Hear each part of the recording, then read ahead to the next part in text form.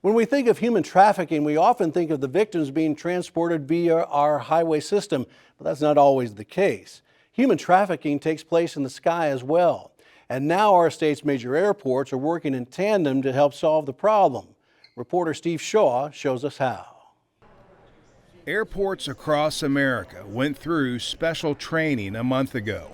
Folks passing through Will Rogers World Airport in Oklahoma City now see strategically placed monitors around the terminal that urge travelers to keep an eye out for signs of human trafficking. Over at Tulsa International, there's now electronic signage in the terminals, in the men's and women's bathrooms, and even in the bathroom stalls. And at both airports, you'll also hear this.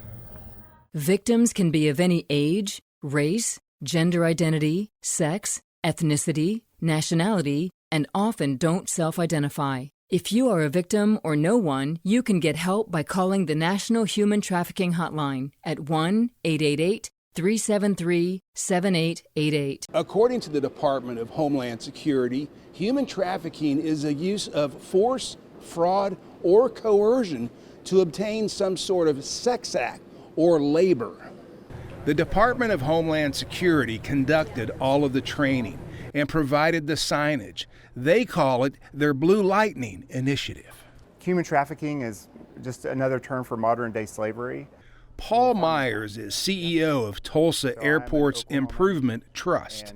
Did this training open your eyes a little bit? Oh, absolutely. You know, I think you don't really know what you don't know about. So although we may see things at the terminal working and our employees might see them, until the training takes place, you know, I think your eyes are kind of open to identifying indicators.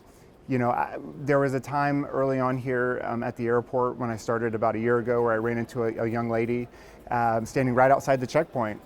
And she kind of seemed confused about where she was. She had one bag, she had a teddy bear with her.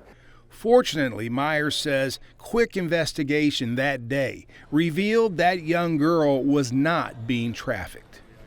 However, 30 years ago, after running away from home near Tulsa, Bambi Ortiz fell into the web of a human trafficker. We talked to her in 2021. I feel like there's a playbook. And then like when I was 13, my pimp or a sex trafficker at that time was like 20 years older than me. And I feel like everything he was saying was like, I'll take care of you. You won't have to go back into the system. Your family doesn't love you. So it's mental conditioning to get you to that point. And then it's the fear. So there's so many obstacles, and there needs to be so many more programs for adults. Ortiz got help 6 years ago through a prison diversion program and also has been sober ever since. Like I needed that therapy. I needed to learn how to love myself. But I think a little piece of me died every time that I had to lay underneath a man. And a lot of people don't understand that.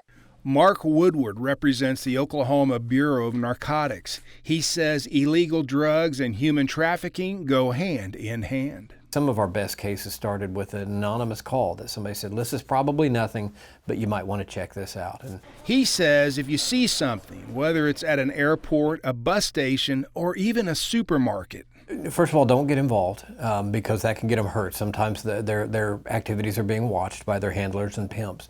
But to discreetly, quietly go contact authorities.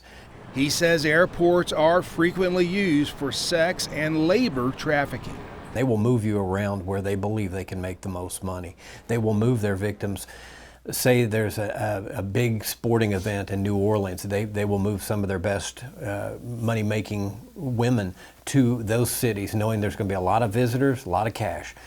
Oklahoma City Department of Airports Public Information Officer Stacy Ham says there were more than 100 human trafficking investigations at Will Rogers last year. Airports, bus stations are really the number one way of transport of this type of particular crime. She says 4,000 people passed through Will Rogers last year, and the first quarter of this year is already, she says, 10% ahead of Will Rogers' biggest year ever, which was 2019. if you see something that just kind of looks weird, or if you overhear a certain conversation that just doesn't seem right, you definitely want to call the authorities.